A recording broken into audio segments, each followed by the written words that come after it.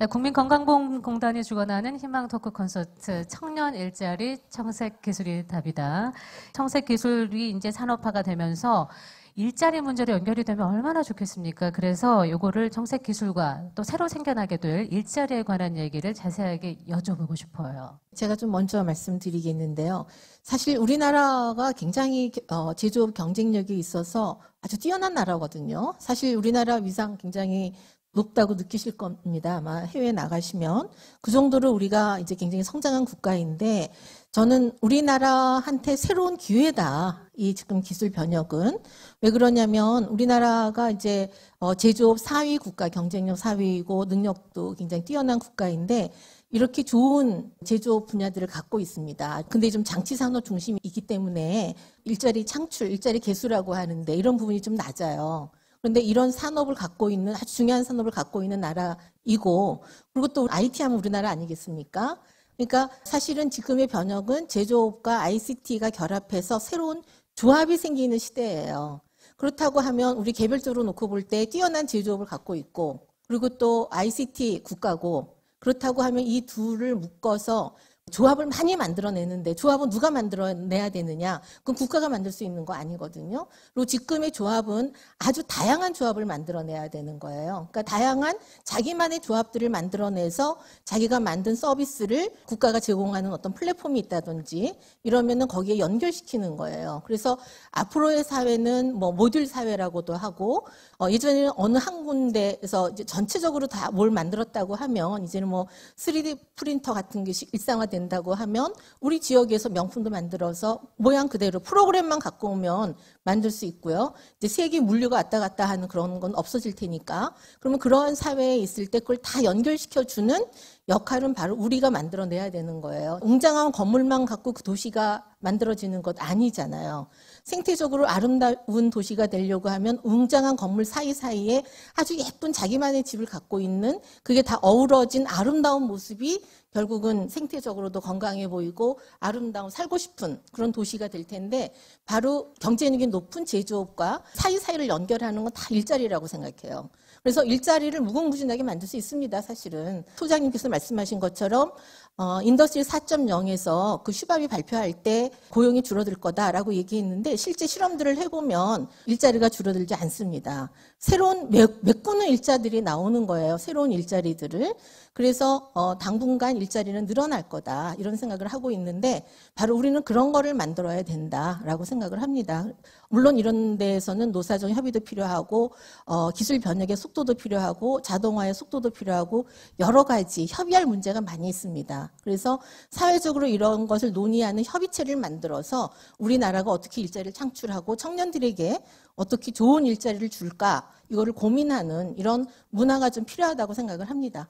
이 소장님은 어떻습니까? 지식 융합 차원에서. 청색 기술의 특징은 두 가지로 봐요. 하나는 제조업이다. 두 번째, 수천 가지 제품을 만들기 때문에 히든 챔피언, 한 가지를 전문적으로 만들어서 세계 1등이 되는 그런 기업이 나오기를 꿈꾸는데요. 그럼 어떤 이제 규모의 일자리가 있겠느냐? 이건 이제 권위가 있는 사람이 바로 아까 말한 그 청색경제 창시한 군터 파울리니까 군터 파울리의 통계 두 개를 말씀드리겠습니다.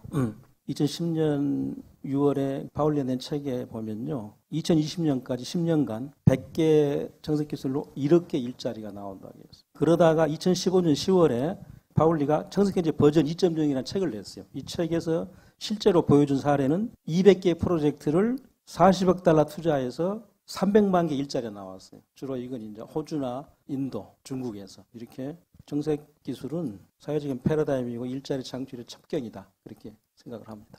네, 청색 기술에 기반한 혹시 스타트업들이 존재하고 있습니까? 아직 많지는 않을 것 같은데요. 소장님 그러니까 어떻습니까? 스타트업 하면 IT만 생각하시죠? 고정관념 편견인데 저희가 스타트업 그 사례 중에 외국 하나, 우리나라 하나를 소개해 드릴게요.